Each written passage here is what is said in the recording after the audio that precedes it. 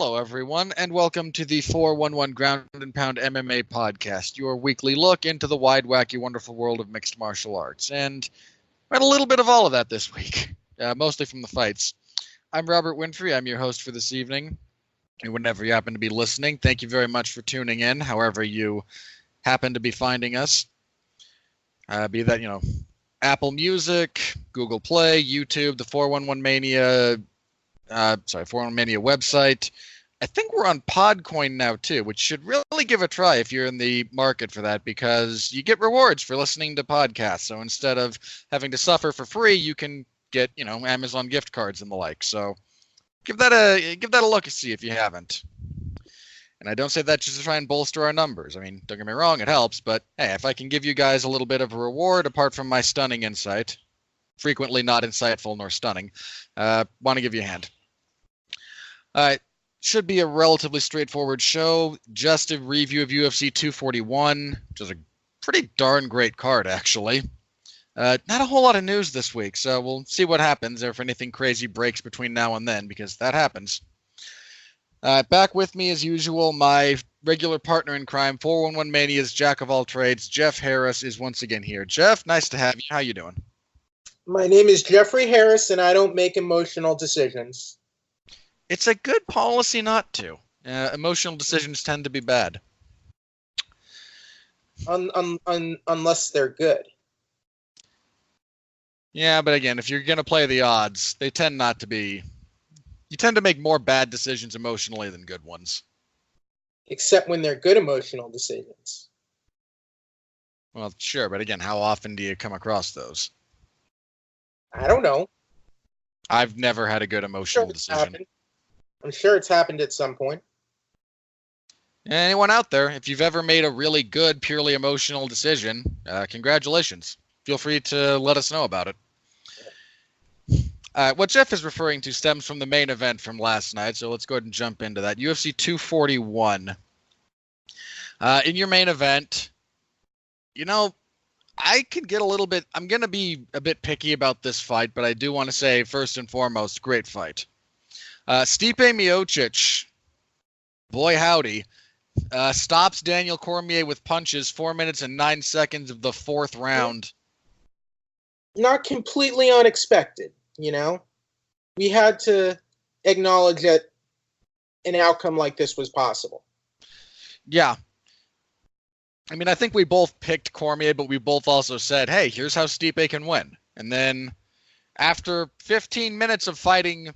not very well. I shouldn't say not very well. I mean, tactically not very well. He lost the first 3 rounds. I think I gave him the second, but it was iffy. You could be 3-0 Cormier, and I wouldn't argue with you at all. He was losing the fight up until he adjusted his game plan. He did something different. He didn't adapt the same strategy he had been using up until that point. He found something that worked. He exploited it. He exploited an opening, and he just didn't try to just lose an underwhelming decision. He tried to win the fight. He knew he was down, and he changed things around to find a way to win, which a lot of fighters can learn these days.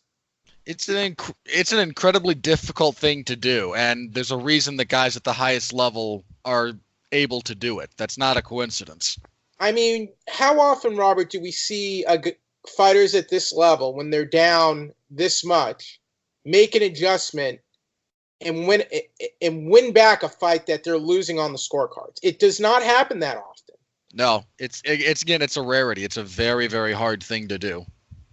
Some of the very best fighters in the world struggle with making real-time adjustments. The absolute best. Yeah. The absolute best are part of their... That hurts your feelings because you're a big Yoel Romero fan, but I'm sorry.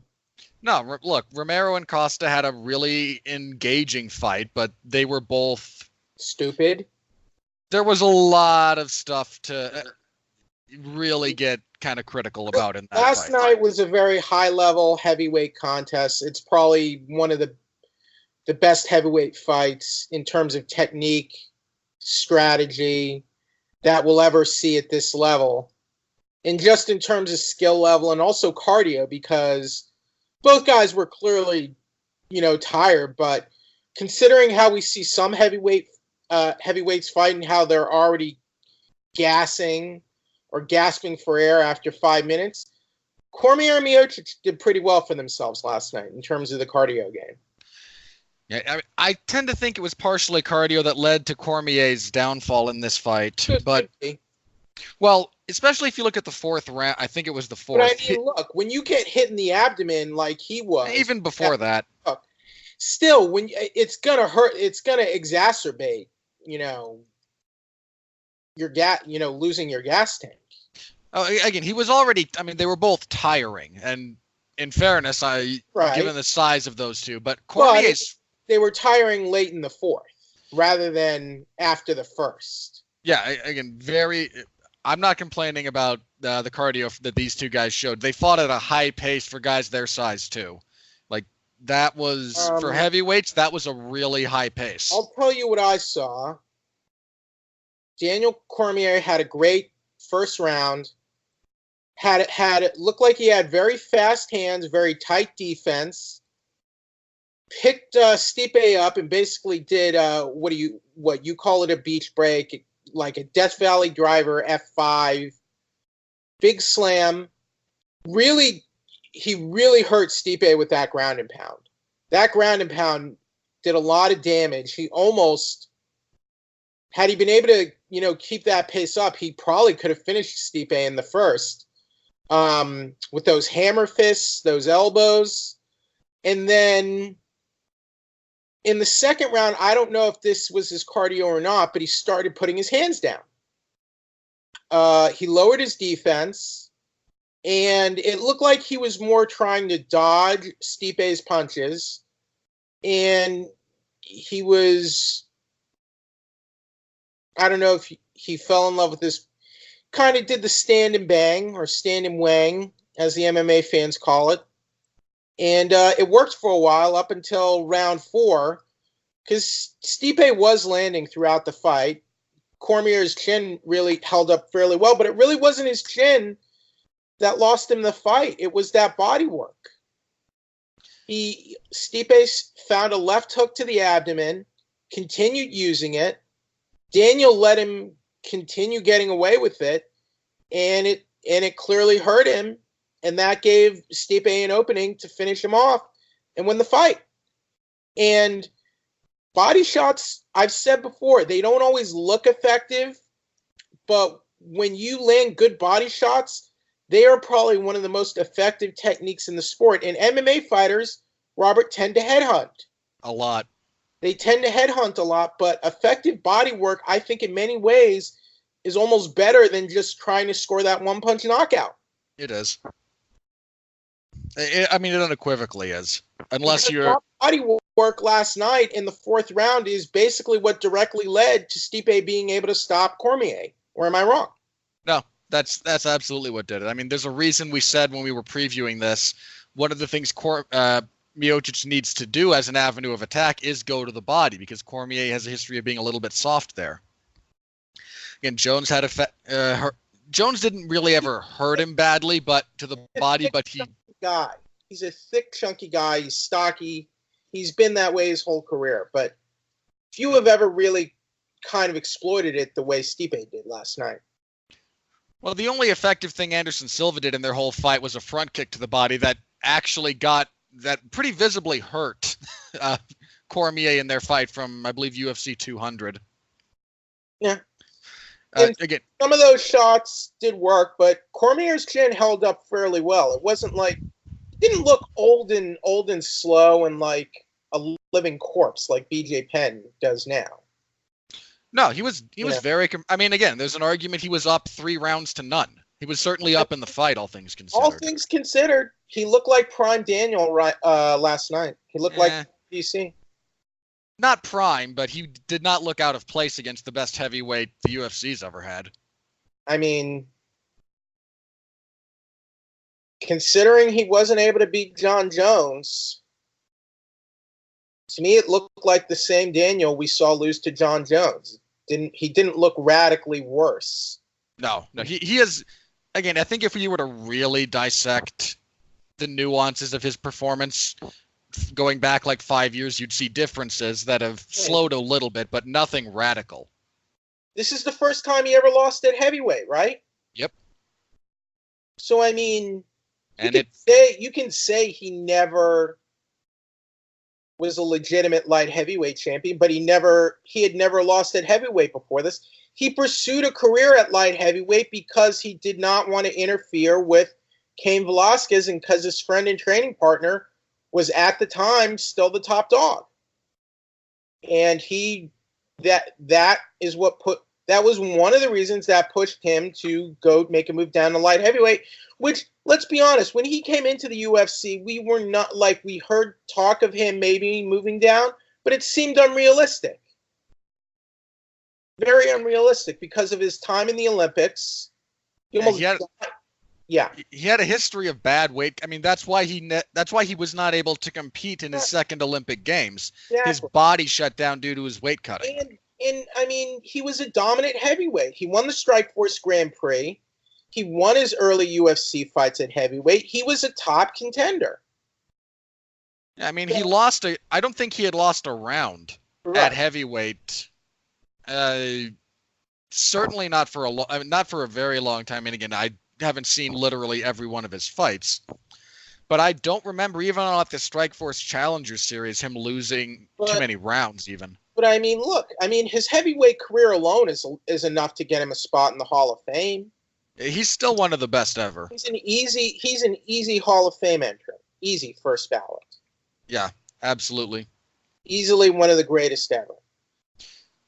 Yeah. What did you see in there in the Stipe Miocic rematch? I want to hear what you have to say. I think what I found is the more I've thought about this, the more is probably the more disturbing thing if I'm talking about Cormier's potential longevity continuing to go forward. Cormier was not stopped from doing what he normally does to be successful. And if you watch his fights with John Jones, Jones does a couple of things to deliberately take away the conditions that Cormier usually establishes to be successful in a fight. Some of that's pressure, some of that's hand fighting, some of that's a half collar tie, his wrestling game, all those things that he normally needs to establish to be successful. John deliberately takes them away from him and says, okay, what's your plan B? And he doesn't really have a tremendously nuanced plan B. So John was able to find more openings, to pick at him, to set things up, etc. Here, Stipe doesn't really stop him from doing what he wants to do in the traditional sense of how he likes to fight. He likes forward pressure. He likes grabbing kind of half collar ties whenever you get close enough. He likes grabbing for single legs if necessary, keeping a high volume of punches coming at your face, and just kind of breaking you down by outgrinding you and outworking you. And he was able to do all of that. Stipe didn't stop him from doing that stuff. It just was not as effective as it has been in the past against other opposition. He got the half collar tie, which he uses a lot. If you watch a lot of Cormier's fights, anytime they get close, he gets to that position explicitly because he can work punches, he can hand fight, he can transition to go after a single leg when you get overzealous trying to fight or you're up against the cage in a bad position. And he got that a lot. He was able to keep a high volume. He punched Stipe in the face a lot. Stipe got hit. Again, a lot. His face was very visibly busted up. It just wasn't able to deter Stipe from continuing to fight the same way that same kind of reality deterred, Derek Lewis from fighting, or deterred Alexander Gustafsson as their fight kind of went on in some ways, or made Volkan Oezdemir absolutely miserable. I mean, any other example you can think of. And that to me is kind of the more troubling aspect, because when someone takes away your primary conditions for victory and you lose, that's kind of to be expected even amongst the very best. At the post-fight press conference, Daniel Cormier said, wait, am I saying it wrong? Is it Cormier or Cormier? Cormier. He has kind of a French history. Cormier. Yeah, because he's from Louisiana. Yeah. Okay, so Cormier was at the post-fight press conference. He said his corner was instructing him to wrestle, take him down, Sure. I guess do more what he did in the first round. But he felt because he was having some success in the stand-up, and he was doing damage to Stipe standing up, he decided to just keep doing that and said he fell in love with that. We've seen wrestlers do that before. And, you know, I get it's a slippery slope because wrestlers, you know, their best attribute is usually their wrestling. Some are able to develop their striking skills and develop knockout power or knockout ability. They fall in love with that. People call it stand and wang or whatever. But it's weird because people complain about when wrestlers wrestle in a fight, you know? And then they also complain when a wrestler tries to be a stand-up fighter. And Daniel was trying to fight more of a stand-up fight when apparently his corner wanted him to wrestle more. I don't know if that would have made a difference, though, Robert. It depends on how successful he would wind up being with it because he got the big slam in the first round, but after that, he was not very active pursuing takedowns, and the ones he tried, Stipe stopped him. So it's not like he completely abandoned it on principle. Stipe got one takedown during the fight, but not much happened with it, as I recall. No, it was like I think towards the end of the third. Right. Do you think, I know this is a big if, but had Daniel been more aggressive with his wrestling approach, that might have altered the complexion of the fight? I mean, by definition, it would have. I'm not sure. It's a little bit unclear to me, given how good a wrestler both guys are, how much it would have altered elements of the outcome just based on because, again, the big thing for me in the fourth round, and this was very clear right from the start, was that Cormier, his legs were not under him properly anymore in the fourth round. Watch his footwork if you rewatch the fight. When he gets to the fourth round, he stops doing... I mean, look, one of the very basic fundamentals of footwork, he stops doing it. He starts bringing his feet together and then stepping out. So he's standing, orthodox. He brings his right foot up to his left and then steps his left foot where he wants it to go. That is a giant no-no technically. Do you agree that, Daniel, for a guy with his size and shape, he can move his hands pretty well? He has fast hands. Especially because, Stipe has height, reach advantage. And he was closing the distance early on in the fight pretty well. Other than the fact that he was keeping his hands down most of the time after the first round. Some of that's also just his defensive posture. He doesn't do the traditional hands up, kind of around your face thing. He does what's referred to as a mummy guard. Whenever he gets close enough, he extends his hands all the way out, and it allows him to very easily disrupt punching lanes. It allows him to stop your jab from getting where it's supposed to go, lets him parry easier, lets him kind of shoulder roll to the extent that he does it, to get down behind his arms, and then puts him in decent position to counter, to slap your hands aside and close distance further if he wants to. I don't think there was an eye poke, but apparently it looked like Stipe at one point was complaining about damage to his eye, which... Oh, he got poked in the eye in the... Did he? Second round. Yeah, I remember seeing it clear as day when they're disengaging. Stipe gets poked and starts backing up. The ref doesn't see the poke, so Cormier keeps coming after him, punching him, and Stipe hits a really nice right uppercut, actually, that kind of jacks Cormier's head up. Is that, when an eye poke happens, it'll usually go by so quickly you might miss it. Yeah, there's a lot that I don't see all the time. That one I remember seeing. And then there was a weird call last night where I think someone might have gotten eye poke, but then they waited 20 minutes to call a timeout on the foul. Yeah, there's a lot that gets chalked up kind of to referee's discretion as far as timing of fouls goes. And it's Like the weird. referee, like he was favoring his eye, but the referee's like keep fighting, and then it keeps bothering him, and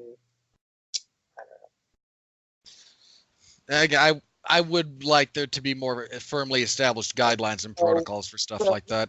So, elephant in the room: should Daniel Cormier retire now? Ooh. If I'm him, I might. I mean, and I say that just because, what's he got to prove by and large? Nothing. He's one of the best ever. He's one of the three best ever. I think he surpassed Anderson Silva. He held a heavyweight and light heavyweight belt at the same time. He defended both of them. He beat the most successful UFC heavyweight champion ever. I mean, he and Stipe are 1-1. Like that did not happen. This loss doesn't erase that reality. He beat Stipe clean. That's still a thing, and he's one of the all-time greats. He's the first man to hold two belts and then defend a belt. Only two legit career losses. The second Jones was a no contest, so technically he's only lost twice in his career. Yeah.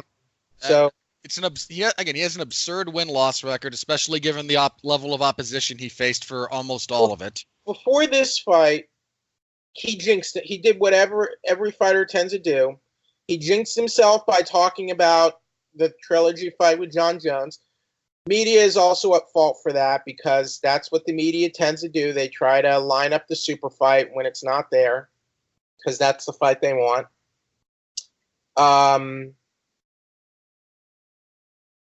And he said he wants to choose the way he goes out. I mean, the unfortunate part is almost no fighter gets to do that, Robert.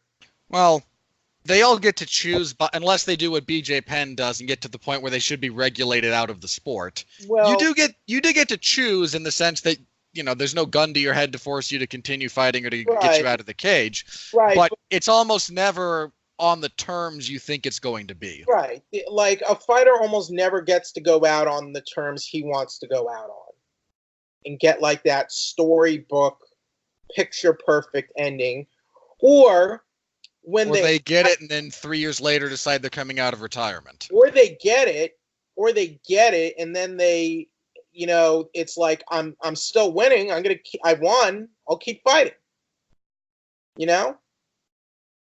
And just think about this, Robert. How much just drama we would have avoided had Wanderlei Silva just retired after the fight with Brian Stann. We would have been none the wiser, There's a lot of stuff that could have been avoided. But no, we had to have the grudge match with Chael Sonnen and all that nonsense, and just it ended badly for everyone. The fans, Wanderlei Silva, the UFC, Wanderlei Silva's legacy. It just became a huge mess. It was a mess It was a mess, 2 years ago when they actually did have the Sonnen and Silva fight. Tito Ortiz, as embarrassing as his career was, he should have just retired after the fight with Ryan Bader. But if he'd retired after the Bader fight, he never would have got that big win over Chuck Liddell. I mean, so it's tough. I'm not saying he should, because look, he looked good. He looked good last night. He looked at 40. He looked better than a lot of fighters in their 20s, Robert. Yep. So I'm not saying he should retire, and the decision is ultimately up to him, and he should take his time and really think about it, talk it over with his family, his team, and whatnot. Take a vacation. Don't worry about it right now. But I think he should, because if he comes back, it would have to be for a rematch with Stipe Miocic, don't you think? I think that's the most. I think that trilogy fight with Miocic is probably where they would want to do. Now they're 1-1. But before this fight, everyone was thinking about a John Jones trilogy fight. Even though he's never been able to beat John Jones. But why? But like why? Because if he loses again. He gets hurt more. He takes more damage. He can just stop it now. He can just stave off any of the damage he would get from a rematch, training, and his legacy is intact at this point. Losing this fight does not destroy his legacy. Losing this fight, he lost last night. He has built one of the best legacies the sport has ever seen in history. Yep. So legacy is when you're a fighter at Daniel's level, and when you're Daniel's age, legacy is so important. So his legacy's intact. Based on everything he said in interviews, financially he is well off. His family is well off. He has opportunities outside the cage he can pursue in broadcasting, coaching. He can still be a part of the sport. He just won't be fighting. So he can still be a part and around the sport for years to come. And will be like an elder statesman. So it's not like he's leaving or going away. He's still a part of everything. He's just not fighting, competing anymore, which he said he planned on doing anyway once he turned 40. So, and here's the other issue. It's not going to get easier at this point. And that for some fighters and athletes, that's not a thing. Maybe they're only challenged more when it gets harder. But from a physical standpoint, when you think about long-term concussion damage, it's only going to get even worse from here. So I'm thinking about that. There's no point in putting himself through that anymore. I think it's time for him to enjoy the fruits of his labor and ride off into the sunset, because it's a gamble. Whenever you fight, it's a gamble, Robert, and the risks are just going to get much higher from here on out. And he has gambled a lot in his career, and he has come out of it on the other side platinum in ways that few fighters will ever reach. So I just don't see why I see no reason to gamble any further at this point with because he's accomplished so much, time to get out of the race, get out of the race, ride off into the sunset, and you have nothing, and he has nothing to be ashamed of. Not a darn thing. I mean, again, the only guy to beat him at heavyweight is the best heavyweight in UFC history, and champion, and the only man who defended the title 3 times. So it's nothing to be ashamed of. Yeah, I mean, Stipe Miocic is the best heavyweight champion the UFC's ever had. Right. Just period. And he's got the best body of work. Arguably. It's hard. It's very, very hard to argue that he's not the best heavyweight of all time, period. But, I mean, I think what probably haunts Daniel is he wants that. That's probably what haunts Daniel. And almost again, anyone who's as pathologically competitive as professional fighters at that level are, yeah, it's going to. Because he can't. I'm sure because it haunts him that he can never claim that he's the greatest light heavyweight of all time, because he can't. He can't. He's the second. He's the clear second, but he is the second. Now, I would say at heavyweight, you could say he's one of the top 5, probably, maybe top 2, top 3. Top 3, almost certainly top 3. Right. I have a really hard time finding 3 better heavyweights than him. It hurts him that he can't be one. Yeah, when you're fighters like that are competitive, especially someone like Cormier who's been a competitor his entire life. I don't say pathological as a pejorative. I say it because I think it's the most accurate descriptor. I mean, he talked as well about how rough it was on him that the Olympics were taken away from him. And his Olympic wrestling career did not go the way he wanted it to. And he finished, I think, 4th his first games and was favored to medal in the. He might have been favored for gold the second time around. But he had to drop out. And yeah, his health issues just wouldn't let him. So, but that probably also drove him to have the great MMA career he did. So, life works out in funny ways sometimes. Yeah, it does. So, with all the respect in the world for Daniel, he can really do whatever he wants, but I think it would be for the. He does. I would say he doesn't have to retire. I just think it would be for the best if he did, because I don't see him become like the Anderson Silvas of the world, or Wanderlei, or Tito. Yeah. Not that he would if he continued fighting, but why even open yourself up to that opportunity? It makes no sense. Yeah, again, if he does, and I think that part of the key thing there is if he does come back, the only real fight I think that they'd try to make is a rematch with Stipe. And okay, but let's say he does that and he wins, then what do you do? Yeah, that's kind of that would be the $1 million question is, okay, I won, but because that could go well into next year. And then people are still going to be talking about John Jones. And then he's suddenly, 42? Jones is 41 now, yeah. He's 40 now, so yeah, he'd be around 42. But my point is, that's how long it takes for fights to materialize sometimes. Yeah. Especially big fights that require a lot of prep work. Stipe was not about to turn 37 when the first fight happened. It takes a long time for fights to come together. Is my point.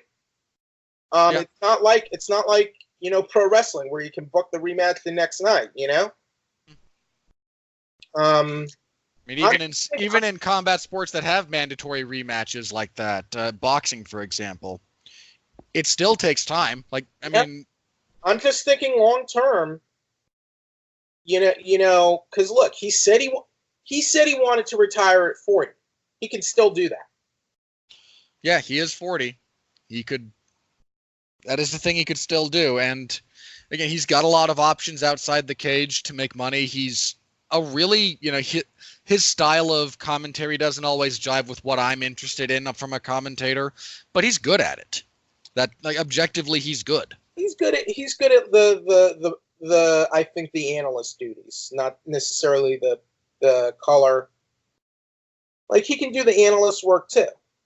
And he's one of 3 people they have that do the dissected thing on ESPN Plus. Right. And it's like him, Kobe Bryant, and Peyton Manning. They all stick to their respective sports, but his ability to communicate and his insight in places like that is not fabricated. He coaches. He has his own students. He coaches kids in high school. He's got plenty he can keep himself busy with. It's not like. I don't feel like once he retires, I don't feel like it would be as bad as what's happened with BJ. Yeah, I agree with that. So do we think the rematch between Stipe Miocic and Francis Ngannou goes any differently? I think it will go slightly differently, but I would still pick Stipe in a rematch. I only ask that because I think Francis is the only contender they've got right now. Everyone else is either coming off of losses or. At the moment, yeah. That's unless the only other possibility is if Jones wants to go up and they offer him a title shot, because they could still do that. Look, I think before Daniel moved up, I think the talk was of Jones going up to fight Stipe. when Yeah. Stipe is having his big run. Yeah, that's a fight that's been talked about in the background off and on for a while, and is So, a very compelling fight. so they could do that fight if they wanted to. And there is Francis. The tough thing is, it's a lot of slim pickings at heavyweight. Especially just right at this moment, because while there's a few other good fighters out there that you could talk about, pretty much all of them have lost. Right. So Curtis Blades is coming off of a loss. Junior's coming off of the loss to Francis. But does Jones even want to move up to fight at heavyweight? That's the other thing. So that's a very valid question. Yeah. You could do the Francis rematch. I still think Stipe wins. I haven't seen a whole lot of changes in Francis's game to actually address the issues Stipe exploited. He could make those changes. I agree with everything you said though. Yeah, I want to be clear. I'm not saying he can't. I'm saying I have no evidence at the moment to believe that he can't be fainted out. He added a few more kicks over his last few fights, which is helpful because Francis apparently has some pretty serious kicking power. Can he handle the cardio? Can he? But yeah, the cardio, the leg kicks of Stipe, the fakes and feints, being drawn out into overcommitting on his counters and then getting countered himself. That's what Stipe did. Was a lot of faking, a lot of feinting, a lot of getting Francis to swing and tire himself out, a lot of missing. And I'm not sure he's really dialed in a proper response or a proper adjustment in some of his habits to that. But I could be wrong, because for some reason, no one has tried to fight him the same way Stipe fought him. So, no. Who knows? And apparently Kane might fight again, but that's a big might. I don't know. Kane's a giant question mark at this point, especially with how well received his wrestling debut was. Right. I'm not I don't watch a tremendous amount of Lucha Libre, but I saw his match after I saw people talking about it, so I looked it up. Kane's not a bad luchador as far as that goes. He's still green, but ESPN says he's still under UFC contract and he plans on fighting in MMA again, whatever that means. But how much does Kane even have left in the tank at this point for MMA? That's another very valid question. I don't know. Only Kane does. But that was your main event. Again, really good fight, especially for heavyweights. Yep. So, again, to Cormier, one of the greatest of all time. Stipe, the best UFC heavyweight champion ever. Unbelievably important fight. I think for both men's careers, I don't think especially me, I did not really appreciate the gravitas of that fight as far as the career trajectory of both men. So, really good fight. No problem giving a rematch to Francis, though. Why would he? He knows how to beat him. It's still dangerous because Francis Ngannou hits like a truck, but right.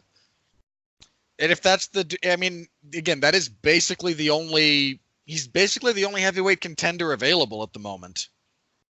Everyone else is coming off of losses, most of them definitive and devastating. There were a lot of hard feelings around the first Stipe fight between him and the UFC, so I don't know if he's concerned about that, but we'll see. All right, in your co-main event, Nate Diaz defeated Anthony Pettis via unanimous decision, 230-27s, 129-28. I don't know which round you could give Pettis. I genuinely don't. What round did Pettis get? I don't know. I haven't seen the scorecards for the fight. Up the scorecards. If I had to guess, it might be the second, just because he spent the last minute or so in Diaz's guard getting elbowed, but he was on top. Only one judge gave him a round. I know. Yeah, a round. Two other judges gave him all three. Gave Diaz all 3 rounds. Yeah, I gave Diaz all 3. This was. Although, no. This is okay. I'm just looking up the score. No, go ahead. So Bravo gave Pettis the first round. Ugh. I disagree with that, but the first round was at least the one where Pettis actually did stuff. So, again, I disagree, but this is a weird thing from Nate Diaz about this fight because he managed to look both very evolved in some respects as a fighter and rusty. Yeah. So in a handful of ways, this was his best this is one of his best performances.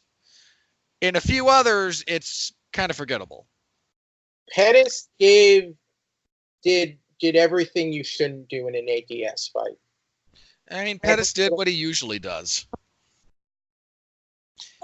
Pettis frustrates me so much sometimes. I understand the sentiment because he can be spectacular. But he can also be like this. He's too patient. He likes to counter-strike too much. And while he likes to, wait and see what his opponent's going to do, he's getting punched in the face. Yeah. And he's losing rounds. There's a few things that Nate did here specifically that I do want to touch on, but one of the things that I think Pettis really struggles with, and Clinch work. Well, I heard this articulated a little bit differently this time around, and it made me rewatch the Tony Ferguson fight and consider it from that perspective as well. Dirty boxing. He actually did okay in that area this time around. What he's really struggled with was when he got put on the fence. Mm-hmm. So his back's on the cage. He's not trying to exit, and he's at a reach disadvantage. Right. Because in that space in particular, he's looking for just a singular counter strike, and the whole time he's getting hit and not in a position to land a counter. And again, Tony Ferguson, who has, I believe, an identical reach to Nate Diaz. Now, don't get me wrong, Tony and Nate, very different fighters, but there's enough similarity in terms of generalized pressure. There's enough physical similarity in terms of, again, reach, pace, volume of strikes, that this might be a repeatable, and this might be, unbelievably niche because Pettis struggles a little bit with his back to the fence anyway. But you don't have to dive in on his hips when he's there. If you've got a bit of a reach advantage or the ability to just kind of maneuver yourself reliably over the space of about 3 to 4 inches back and forth, you can do a lot of damage to him in that space in particular. You know why Diaz ticks me off besides the general thuggish attitude? He was the first man to shoot him for a takedown last night. And he almost got guillotined as a result. Yeah, it wasn't that close. All right. It wasn't that close, but come on. He shot him for the first takedown. Yep. He talks so much crap about things like that. And guys try to wrestle him and take him down and lay on top of him. His issue with that is less that there's grappling and fighting and more that all people would do is hold on to the top position and not actually do anything else. Whatever. He hit a really nice crackdown for that. He kind of gave Pettis his neck a little bit to okay, sell out for the guillotine, and Pettis sold out for the guillotine, and it was not that close. And then he just out-grappled him consistently the entire first round. Diaz this, in his post-fight press conference, Karen Bryant asked him about, or it might not have been Karen, but another reporter asked him about how becoming a father has changed him, and he's like, I've been fired for years. I've been firing all these little mother efforts. That's a good line. That's a good line. That's a good line because, I just thought that was rather clever. Nate, for all of the, for some of the issues we have understanding him at times, he's got some clever lines that come out every now and then. I mean, besides the fact that he sounds perpetually baked on acid, he can be clever when he wants to. And he turned in a really mature fight performance from him. He did a lot of stance switching this fight, which... It's not hard to beat Nate Diaz. Well... It really isn't. It's not... Hey, hang on. It's not complicated. That doesn't mean it's not hard. Diaz has lost a lot. I'm sorry. No, don't get me wrong. He has. He has 11 losses. Yeah. To me, I'm not saying it's easy, but he's very beatable, and he always has been. And again, the kind of basic...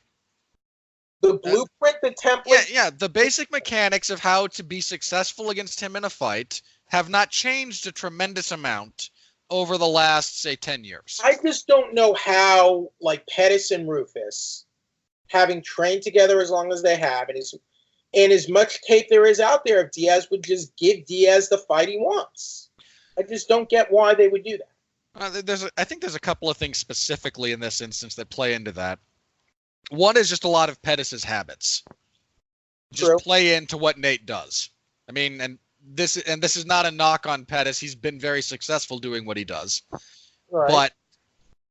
But the way he chooses to fight a lot of the time does leave him susceptible to some of the stuff that Nate Diaz does very well, and that's just the stylistic matchup. It's still not smart, though, to me. To kind of not... I mean, if you're a fighter, shouldn't you... I mean, your job is to figure this out, right? Your job is to figure this out, but you're also dealing with a significant amount of muscle memory, habits you've built, your own physical limitations. Is Pettis good enough to work around things like that? Right now, I'm not sure. It's a valid question. I don't know either. I mean, and I will say this in moderate fairness to Pettis. He broke his right foot kicking Nate in the head in the first round. So if his movement was more compromised than average, I will give him a bit of a pass on that, because not here, but it seems like he's always breaking something in a fight he loses. Or when he's training. I mean, well, look, we all know that Pettis is a bit on the injury-prone side. Yeah, he always has been. Yeah, but again, Nate did like 3 things in this fight that really shocked me watching. One of them was his stance switching. Normally, he's a straight-up southpaw, and that's it. The fact that he started switching his stance as much as he did when he was doing it, and I know why he did it. He did it deliberately to take away the leg kicks, and it worked. Pettis tried that early, and then as soon as he had to keep trying to adjust to Nate's switching stance and angle on him, he abandoned them because they stopped being effective. Again, really, especially for a guy as kind of set in his ways in many respects as Diaz is, to add a wrinkle like that, again, really surprised me watching it live. He did a lot of stance switching. He also did a lot more... Nate's always been good in the clinch. It's one of the more underrated elements of his game, is getting into the clinch, fighting there, backing up, re-engaging. Because where his brother Nick likes to fight in the pocket, he likes to get in that that infighting, but infighting boxing range, not so much infighting MMA range. Nate does very well in that range in particular. And he seemed a lot more willing to exercise his grappling advantage. Again, he's not a big takedown guy for the most of the time, but he's had an advantage over Pettis in that fight and was willing to exploit it. So there's levels of maturity to his game that he displayed here that did really surprise me in a lot of respects. And I've been fighting for years. I've been fighting all these little guys. Nate called out Jorge Masvidal after the fight. He's been here for years. I got fat George Martin. It kind of reminds me of Cartman. Like, I will never unhear that. Thank you. The Stockton pothead version of lanky version of Cartman. I will never unhear their vocal similarities. So, look, if they can make him and Masvidal happen, go for it. I would have, again, I think if I'd had my personal preference, Jorge would be fighting for the belt. That's not the direction they're going.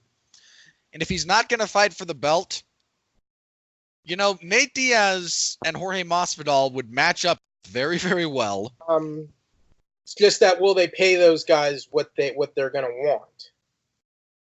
Well, Nate only made, I think, $250,000 last night. Yeah, but Dana White said, I guess he moves the needle now. Yeah, two things about that very briefly, just because I know that quote gets brought up all the time. One, when Dana said it, it was more true, because he said that in what, 13, 14? Something like that. A few years ago. Yeah, it's been a while. And at the time, he had a bit of a point. It was not nearly as inaccurate a statement as it is now. Now it's horribly inaccurate. Pay-per-view buys, but Diaz generally drew good ratings on Fox and Fox Sports 1. Yeah, he drew good ratings. Nate was always in a position to be bigger than he was for a long time in the UFC. He had a very fan-friendly style. He had an army of followers for a variety of reasons. He had a fair amount of exposure, both his season of The Ultimate Fighter, which, Tough 5 is, for my money, the best season of The Ultimate Fighter. But if Diaz got $250K for that fight, that probably, if he got paid flat, it was flat. He probably got a piece of the paper. But the key here, Hakeem, is he's going to do it his way, either way. Get us an old-fashioned street fight. I'll sign up. That's okay. It happens sometimes. Don't worry about it. I don't know. It was an autoplay video. I'm sorry.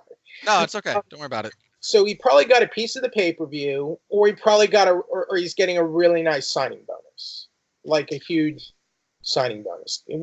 I think he made a flat $1 million for the McGregor fight, each of them. Right. So he's probably getting something he's probably getting a decent amount. Probably. I don't know for sure what all the ins and outs are of fighter pay, but we know these things are real and they exist. These under the table, undisclosed amounts. So.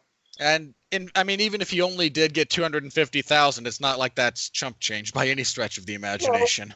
No, not at all. But I'm sure to come back for this fight, he had to have gotten paid well. And I assume if for a fight with Masvidal to come together, it would have to be worth his while, as it were. He'd probably have to get at least everything he got for this fight, if not more. And the way Masvidal is talking, it sounds like it would be the same for him, or similar. Put those two. I know the UFC really is on this kick of only title fights headlining pay-per-views, but put those two on the main event of a pay-per-view, man. Give those two 5 rounds, and who's going to complain about it? Oh, that's right. I keep forgetting about that. Business, because that's why they wouldn't do Poirier versus Diaz as a headliner, right? Yeah, something like that. So it wouldn't be for a title. All right. But again, if they can make that fight, sign me up. Both guys will get paid. That'll be that won't be the highest profile fight of Nate's career. He fought Conor twice and has the second most purchased pay-per-view in UFC history. And for a time, it was the most purchased. Okay. So I want to know why your favorite fighter, Yoel Romero, is the most unintelligent fighter in the UFC. He's not the most unintelligent fighter in the UFC. He is the most successful unintelligent fighter in the UFC, but he's not the most unintelligent. Okay. He's slightly more intelligent than Diego Sanchez. There's at least 20 guys on the roster I would take Romero's fight IQ over. Then former UFC fighter Hector Lombard. I said on the roster. Okay. There's at least 20. He's starting to remind me of Hector Lombard. That's an odd comparison, but okay.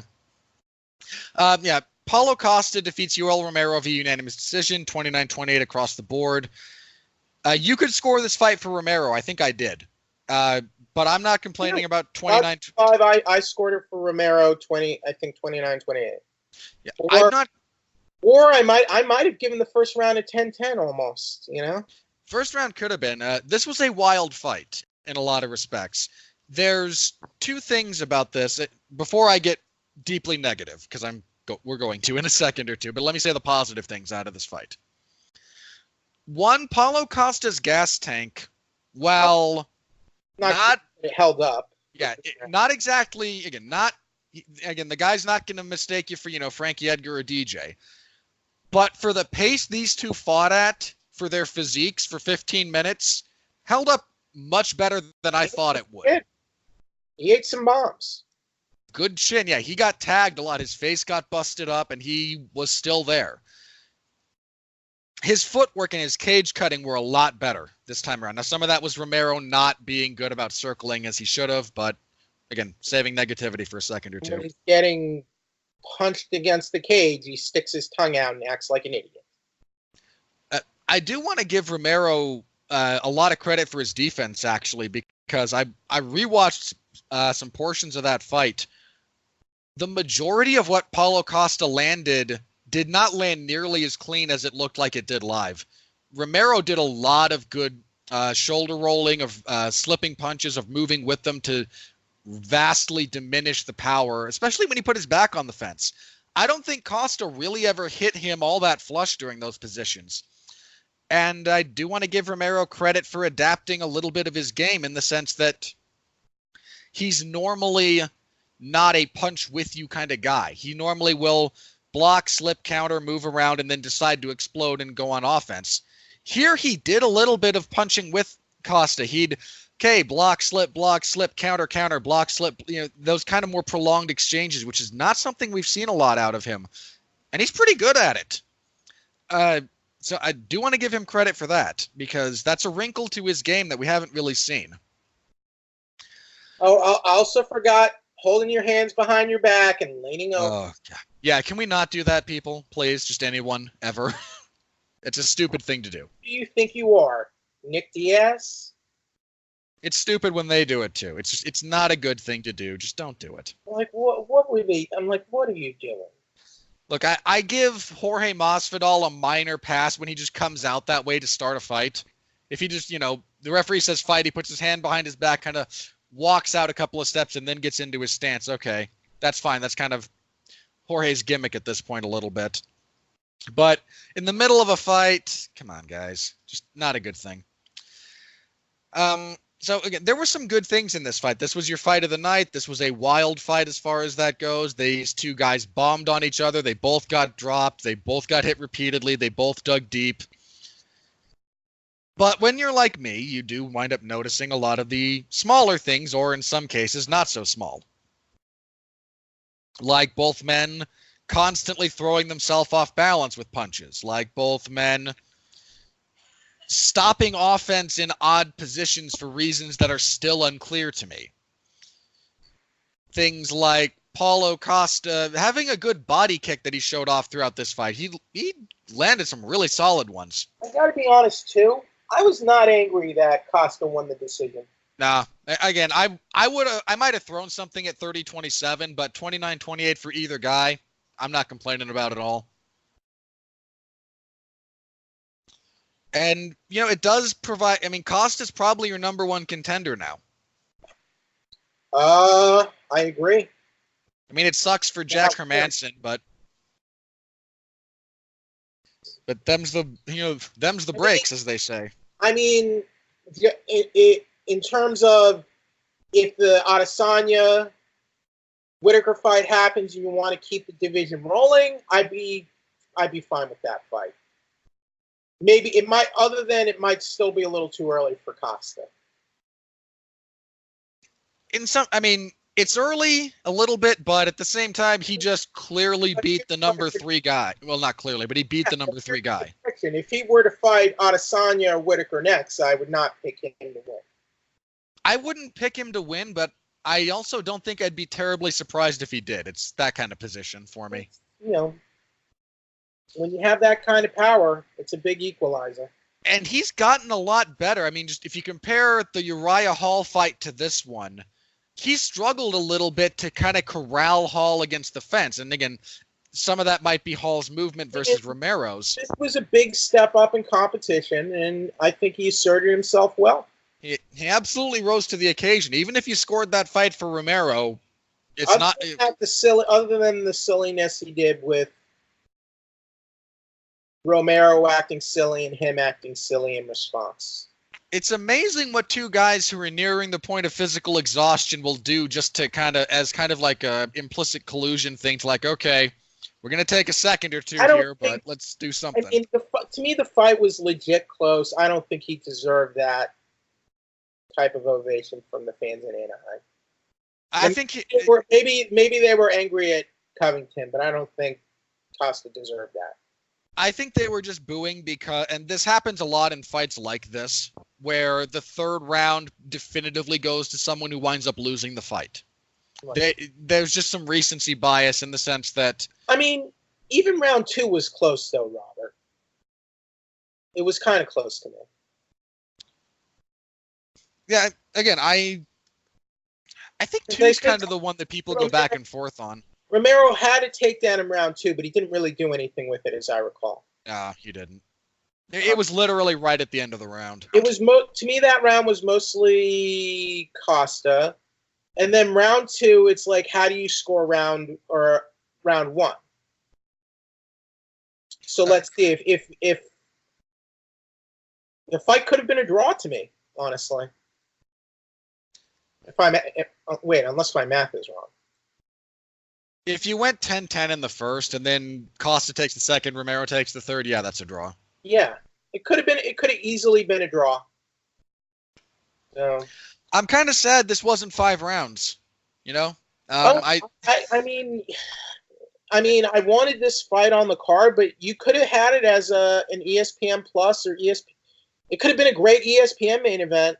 Yeah, this could easily main event a fight night kind of thing. But maybe at Romero's age, it's better it wasn't 5 rounds. So I don't know. Could be. The other reason I would have preferred that, I think, is we've now seen Costa over 3 rounds. I would like to at least have him go through the prep work for a 5-round fight before he fights for the belt once. But I mean, I would not be against him fighting for Manson. That could be a title eliminator. Well, Hermansson's fighting Jared Cannonier in Denmark a little bit later this year. Could fight the winner of that fight. Yeah, it's part of the reason I think he's just going to be your next title contender is how some of the timing is set to work out for this. I mean, Adesanya and Whitaker might not even fight. You know? Crazier things, yeah. They were they were supposed to fight, weren't they? Didn't the fight already get... No, that was Whitaker and Gastelum. I'm sorry. It's okay. Look, I love Bobby Knuckles, but he's pulled out of enough fights that it's okay to get them confused. Wait, who was Whitaker supposed to fight? Whitaker was supposed to fight Gastelum. Right. And then Adesanya ended up fighting Gastelum. Yeah, at a slightly later event. Right. And then he beat Gastelum. All right. I mixed that up. So... Again, it happens. There's so many fights that fall out. It happens with Whitaker with alarming regularity. Yeah, again, much as I love Bobby Knuckles, that's happened to him a fair bit. But again, great fight. Fight of the night. Might feature in Fight of the Year because that's coming up. Won't be my top fight of the year, but good fight. Sports Betting AG has put out some betting odds for Diaz versus Masvidal. It's minus 110 for both. So they're basically starting at an even fight. Even fight. Even odds. I would pick Jorge. As much as you think betting odds or what have you matter.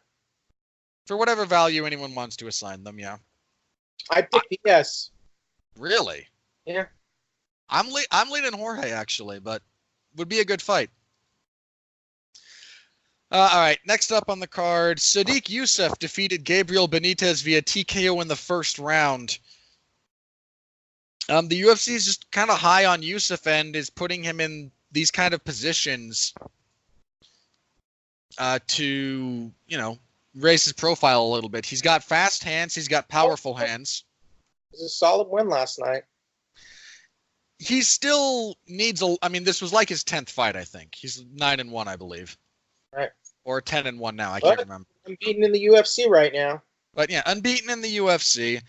As long as they don't unduly rush him, he's a guy we are really going to want to keep an eye on. Yeah, he's a decent prospect. But he's still a prospect to me. Yeah, at this point, yeah. I mean, I saw some people saying he should possibly be ranked in the top 15 after this, and I disagree. All right. I would not hate him fighting someone like, say, Mirsad Bektic next. And he needs to fight a tough wrestler at some point. And Bektic has been on a slide. By his number 8 rankings last night? Against Ian Heinisch?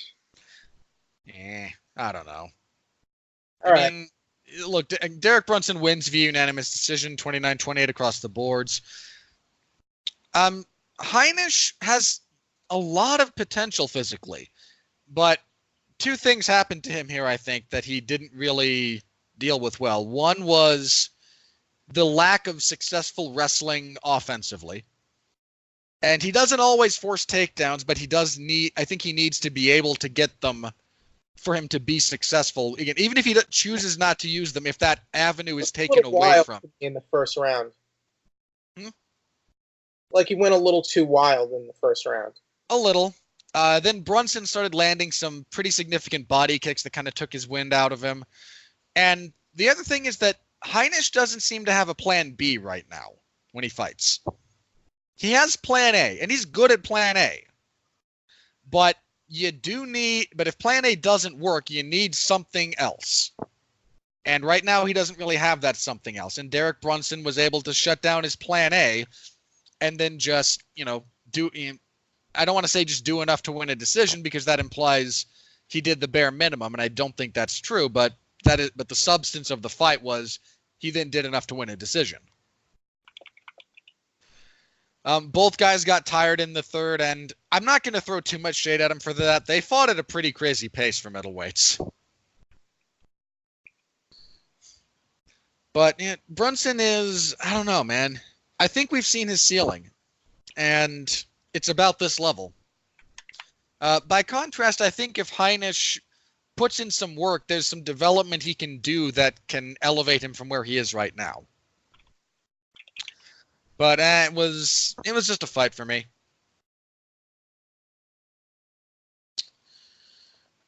Unless you had something else on that one. Nope.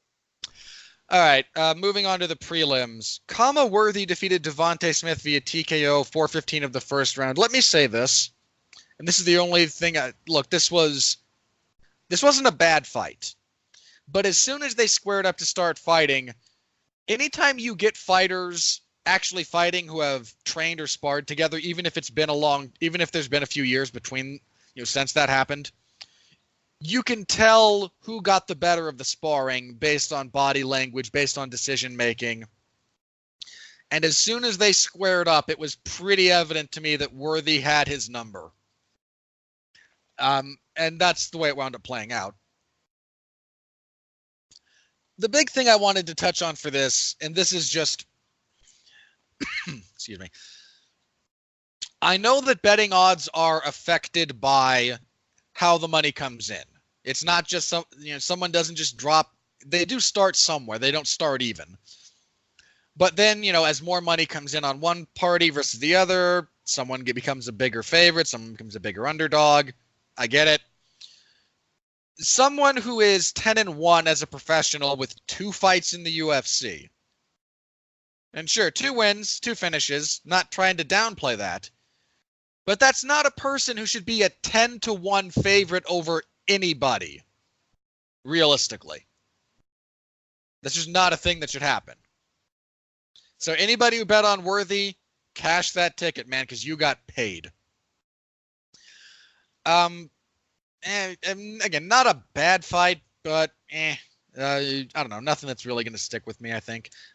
Corey Sandhagen defeats Rafael Assunção via unanimous decision, 230-27, 129-28. Corey Sandhagen is rolling. Very few people do to Assunção what he did.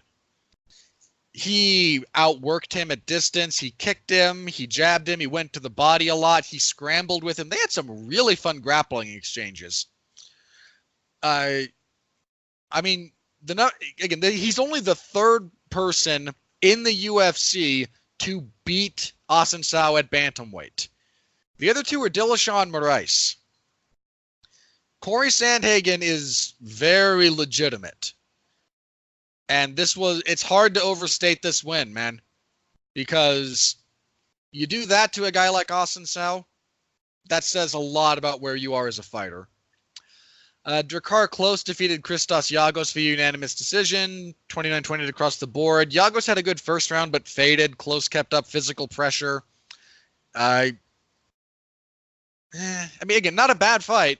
They got after it a little bit, but this was top to bottom a very good card, and a lot of just stuff that on a lesser card would be talked about effusively gets a little bit lost in the shuffle here. Casey Kenny defeated Manny Bermudez via unanimous decision, 29-28 across the board. Bermudez will not be fighting at bantamweight anymore. I mean, look at him. He's moving up to featherweight. If you like the kind of grappling exchanges that these two had going on, this is a fun fight. Solid enough win for Kenny, man, who's beaten Ray Borg and now Manny Bermudez in his first two UFC fights. That's, again, Borg and Bermudez may not be known all that much to the casual audience, but that says a fair bit about him. I mean, I thought he lost the Borg fight, but even then, to get the win officially, he's someone worth paying attention to. Then on Fight Pass, Hannah Cyphers defeated Jody Escobar via unanimous decision, 30-28, 30-27, 30-27. I don't have anything to say about this fight. Kyung Ho Kong defeated Brandon Davis via split decision, 229-28 for Kong, 129-28 for Davis. I scored it for Kong. I'm not sure. I don't really agree with giving Davis 2 rounds. Again, not that he didn't have some success. He had success in this fight. But I think the round in question that kind of got people off was the first. And he had success in the first, but he also got dropped for the punch and then taken down toward, I don't know. I didn't see it as Davis's fight. And kicking everything off, Sabina Mazo put Shayna Dobson through a wood chipper. Wins via unanimous decision, 30-24, 30-25, and 30-25. For the record, one judge gave Mazo 10-8s in all 3 rounds to get to 30-24, for those of you who are terrible at math, and I count myself among those people. This was... Sabina Mazo just took Shayna Dobson to the woodshed, man. There's not really another way to say that. This was a lopsided beating. All right, for the record, your fight of the night was Costin Romero. Performance of the night goes to Worthy and Stipe Miocic, so good for all those guys. Jeff, anything from the prelims you want to talk about? Because there was some pretty decent stuff. Sandhagen looked pretty good. Looks like he's got a lot of upside going for him. And he picked a winner. I mean, seems sort of par for the course for Austin Sao at this point. He almost seems like a high-level gatekeeper, as it were. I think that's where he's landed at this point, yeah. But that's a good win for Sandhagen. He deserves a win over a marquee opponent next. Yeah, I mean, he just beat the number 4 guy in the division, I think. 3? Number 3. Jeez. Yeah, give that man. I don't want to say give him a title shot because, well, Henry Cejudo is whatever Henry Cejudo is at this point in time when it comes to fighting. Fight with Aljamain. That's viable. You know what I want? Now that I saw this and I can't believe I forgot it. I want to see Sandhagen and Peter Yan. That would be violence. That would be a lot of violence. See, Peter Yan fought in June and beat Jimmy Rivera. So, yeah, you could easily do that fight. I know Yan and Sterling have been talking at each other, but and don't get me wrong, I'm okay if that's the fight that comes out. We don't know. I mean, do we know when Cejudo might be healthy enough to come back? I think the last I heard after he had the shoulder surgery, they were talking about December would probably, if he was going to fight again this year, December was kind of it. It's a little early, but we'll see. But yeah, I mean, those top three guys, Sterling, Jan, Sandhagen, that's a heck of a trio right there for the guys at the top of your division. That's a really good setup of guys. So, all right, that was UFC 241. Thank you to everyone who followed along with my live coverage or read the report after the fact. I have to pimp something else here because I did something potentially stupid last night, and for once it didn't bite me in the ass. Mark Radulich and I recorded live watch-along kind of alternate commentary for the main card as I was doing coverage, and I did not have a stroke. So I'm calling that a win.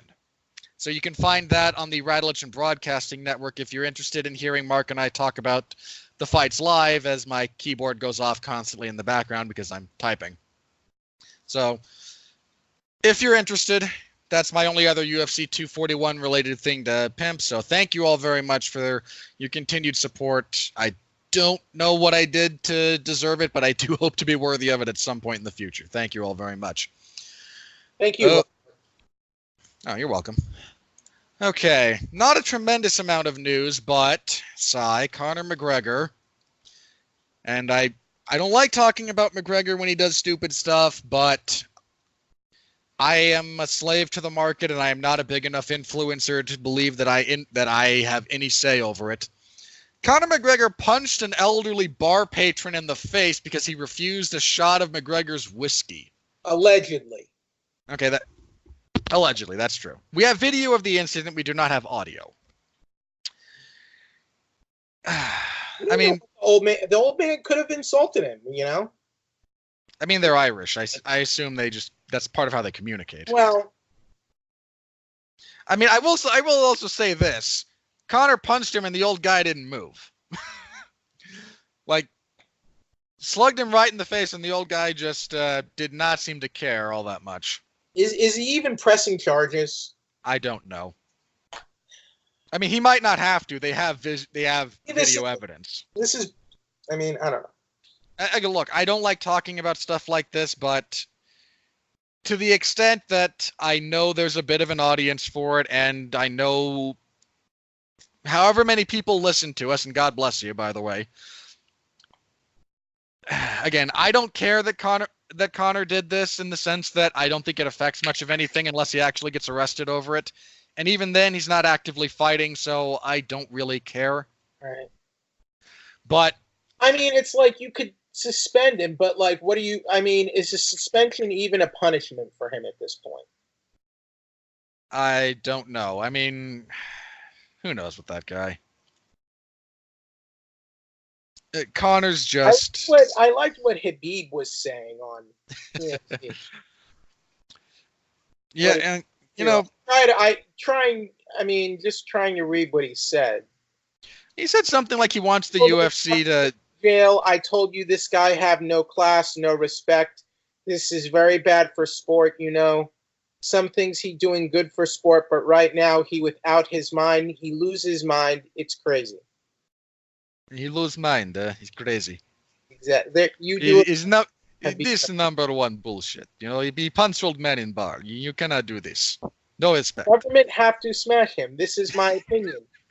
Because I love that he applies smash as a verb for the government to do. It's a very Khabib thing. I understand how you can punch old man. Even if he punch your face like 10 times, 20 times. This is like big disrespect. Not only for this old guy. This is big disrespect for old people, Khabib also comes from a very patriarchal society. Right. So, yeah, that's very much ingrained in him from childhood. Like, no, don't do that. But, yeah, so, I don't know what, if anything, comes out of that, but, hey. I don't think he's wrong about Conor losing his mind. It wouldn't surprise me if Conor does massive rails of coke every day. And look, Dana White even said he was acting like he was on drugs during the bus incident. So those were his words, not mine. So he's acting very erratic. And I'm not saying he is. I have no proof. I'm just saying because of his erratic behavior, it would not surprise me if he was coked out of his mind on a regular basis. There's a handful of things that could lead to this kind of behavior, and drug abuse is one of them. So Just saying. No, I don't disagree with you. All right. Recreations and whatnot. But yeah, I think we can move on from that. He's got to be doing something with his time. All right. The UFC released Kat Zingano over the last week. A little sad about that. Yeah, me too. But I mean, at the same time, I kind of get that she's, on a bit of a skid and may not. Yeah, I'm sad for it because I like Zingano kind of as a person. All the stuff she's had to deal with and the perseverance she showed. But at the same time, the UFC is a machine and a business, and I can understand their logic, even if it's not necessarily what I would do. I don't know. I would for one more. What else? Oh, bit of matchmaking, I guess. The UFC announced that they're going to try to make. It's been reported that a bantamweight title fight between Amanda Nunes and Germaine de Randamie is in the works to main event UFC 2. Yeah, I need my list. Where's my list? There's my list. This would be, I believe, 244. Nah, they can't do that. Which one are they? I know they talked about it. I can't. How ironic is that? Do you remember what event they were talking about it? Let's see. I have it right here. UFC 245, according to 45. Okay. ESPN. So that's from ESPN. So. Okay, so yeah, that would be the December 14th card in Vegas.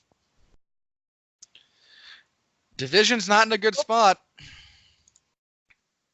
There's a dearth of contenders at bantamweight. We lost Kat Zingano, lost Ronda Rousey, Miocic Tate. Cyborg just left, so I mean, who else do you have? Holly Holm is you know you can't just lost. You can't give her a title shot every fight, Well, she's also signed to fight. Who was it? I can't remember. Crap. She has a fight signed. Right. But I mean,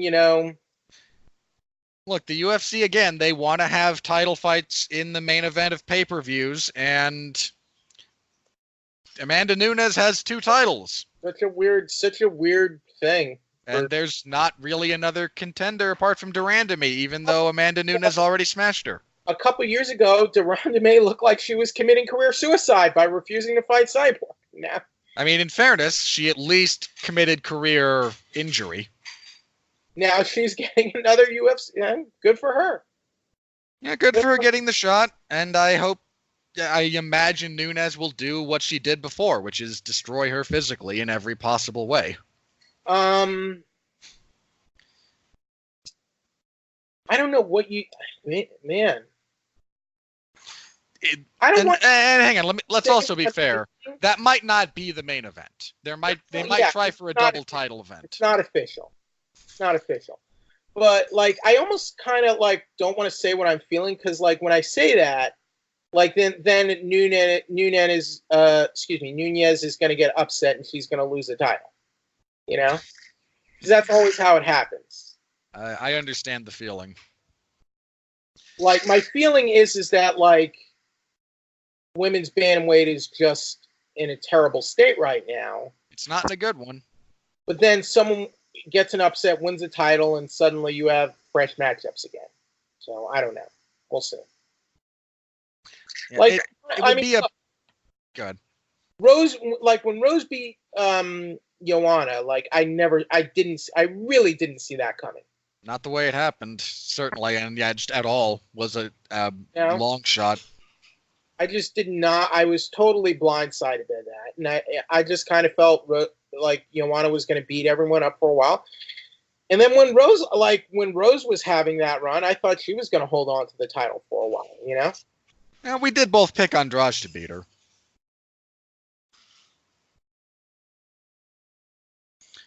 And that's not a knock on Rose. That was just the style matchups. But Rose fought Joanna twice and beat her twice. Yep. So I don't want to like call the death knell of women's bantamweight. I mean, look.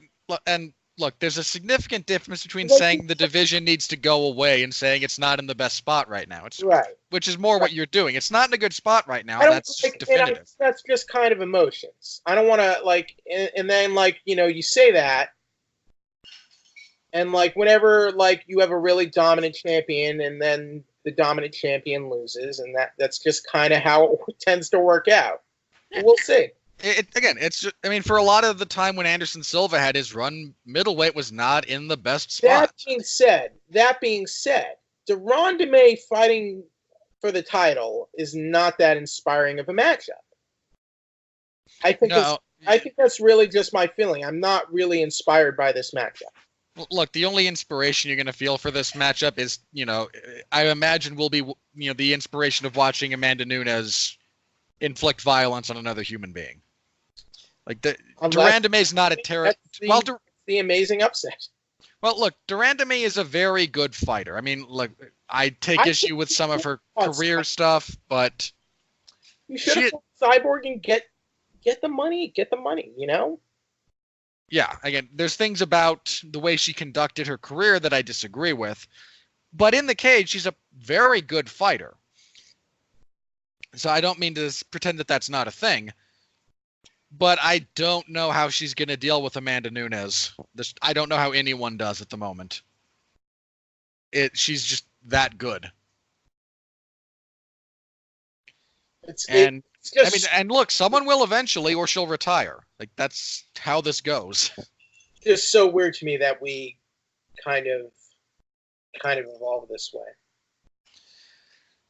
I mean, look, if there were another viable option, the UFC would have gone with it. But state of the division right now, just there's not really one available. Certainly not, and apparently, at a minimum, not available for the date they want the title. Not featherweight? It'll be a bantamweight? Yeah. At least that's what's been reported. Amanda still has the featherweight title, does she not? I do not believe they have taken it from her. Technically, Randamie is an undefeated champion. She never lost the title. True. She was never defeated for the title. He has a lineal claim over the title, right? We're going to close the lineal gap at women's featherweight and then retire the division. Why not? Might as well. I think they've talked about it at bantamweight. I don't know for sure, but because again, that's what they want. It's in the works, but it hasn't been signed yet. At featherweight, you have the history there that Randamie was the champion who relinquished the belt. Well, the UFC would then have to acknowledge that she used to be a champion, and they don't want to. So did Nico Montano, who they also don't really talk about as being a former champion. He is a former champion, though. She is. That is very true. All right. Well, yeah. I do believe that's it. So, unless there's something else that you wanted to talk about. That's all I have for news. All right. Let me refresh Twitter one more time. I mean, again, apart from a significant chunk of the MMA world being shooken up a little bit by Kyoji Horiguchi's loss early this morning, I think that's it. So let's go ahead and get into plug. And I wouldn't mind talking about that, but I don't think anyone else really wants to hear about it. So let's get into plugs then. So what do you have to plug? Okay, first up, check out my latest reviews for Avengers Endgame on Blu-ray and Batman Hush on Blu-ray. Also, if you've been checking it out on Amazon, The Boys, newer TV series on Amazon, check out my review of that. And I will be going to D23 later this week, so hopefully we'll get some news and updates from there. And the latest bit of news I wrote up, Masters of the Universe Revelation announced for Netflix a new Masters of the Universe animated series that will be written and produced by Kevin Smith. Oh, I was so interested until you said Kevin Smith. Apparently, it is going to be a direct follow-up to the 1980s cartoon series and pick up where the original cartoon left off. So whatever that means and how that's supposed to work, that is the approach they're taking for this show. I don't know how that's going to turn out, but we'll see. I don't know if Kevin Smith is the ideal person to be in charge of this show. I agree with that sentiment. But Howard the Duck, I think he's probably a better fit for on Hulu. Master of the Universe, I'm not sure. Yeah, I agree with that. We'll see. But that's all I have for this week. Thank you, Robert. All right. As for myself, last week, I got together with Alexis Hana and Jason Teasley to review Scary Stories to Tell in the Dark over on Damn You Hollywood. Mark didn't watch it because Mark is a big weenie about horror movies. He'd rather watch The Kitchen and then talk about that, and apparently it was the worst thing ever, which does not surprise... Horrendous. Which does not surprise me. It's why I refuse to see it. If you are interested in The Kitchen, Mark Radlitz, Jesse Starcher, and Pat Mullen got together to talk about both the graphic novel that it's based on and the movie on source material. So if you know where to find those, feel free to do so. I'll tell you about The Kitchen. There's this very weird scene in the middle of the movie. It's this really weird mistimed, like, do you remember like that kind of The Usual Suspects, that kind of Kaiser Soze kind of reveal montage kind of thing? Yep. They do a scene like that kind of in the middle of the movie. Where Tiffany Haddish stands on a table and goes, I'm the author of all your pain. It was me, Austin. Now thanks for coming to my TED Talk. But it's so awkwardly done. And okay, is it more awkward than... I haven't seen the movie. I know I know the scene you're talking about because I've heard people talk about it, but is it... Because I didn't think it was possible for that kind of a sequence to be more awkward than Jake Gyllenhaal on a bar in Spider-Man Far From Home. But is it worse than that one? It's kind of like when they do it in the Puss in Boots movie, but played seriously. Like I have not seen the Puss in Boots movie, but if you're saying that they tried to play something from a movie like that seriously, that's got to be awful. No, it doesn't work. It doesn't work. It's totally doesn't work, and it's like why is this in the movie? It does not make sense. Ugh, I'm glad I missed that one. So it's such a weird just it's kind of like it belongs in a mystery movie where there's a mystery. Like there wasn't like a mystery in this film. Like it's like why is that there? Apart from who thought this was a good idea. But yeah, that's just kind of that was the scene that bothered me the most in that film. So that's all I wanted to say. Fair enough. So again, you can listen to the three of us review Scary Stories to Tell in the Dark. This week, there is no Damn You Hollywood. Mark is getting together with, I forget who, for a TV party about the DC streaming service series Swamp Thing. So you can look for, those of you who are interested in that, you can look forward to that on the Radulich and Broadcasting Network. You can, of course, subscribe to the 411 Mania Podcasting Network. We have the 411 Interviews series that Jeff Harris does. We have the 411 on wrestling with Larry Zonka and Jeremy Lambert, or is it Steve Cook that shows up on that on occasion? Is the other guy? I forget. My apologies, gentlemen. I'm terrible with names. So if you're into professional wrestling, you have that over there. You have the... again, there's a lot of podcasts we do nowadays, so you can keep up with that. Again, however you get podcasts, however you got this one, should be able to find all of them there. So interact with the product a little bit. Always appreciated. Even if you think it's a 1-star show, just give me the 1 star. Come on. 1 star. That's all I'm asking for. All right. There is no UFC event on Saturday, so I will waste my Saturday doing something else. I don't know what. We'll be back next week right here to preview UFC Fight Night 157. This is Jessica Andrade versus Weili Zhang from China. And, you know, that's a perfectly serviceable main event, even if they weren't kind of shoehorning Zhang in as the local for the Chinese market. That's a perfectly acceptable fight. The rest of that card, yeah, that's a lot of Oh, for God's sake, they have 2 debuting light heavyweights on the main card. Why do you do this to me, Sean Shelby? Why? Ugh. Anyway, we'll be back next week to preview all of that. And then I will have coverage. That will be the 31st. I think the first prelim starts at 3 a.m. Eastern Standard Time. That's going to suck for me, but okay. All right. So that's what we'll be back for next week. Until then, on behalf of Jeff, I'm Robert. Thank you again so very much for listening. Stay safe out there, and please continue to be well, be safe, and behave.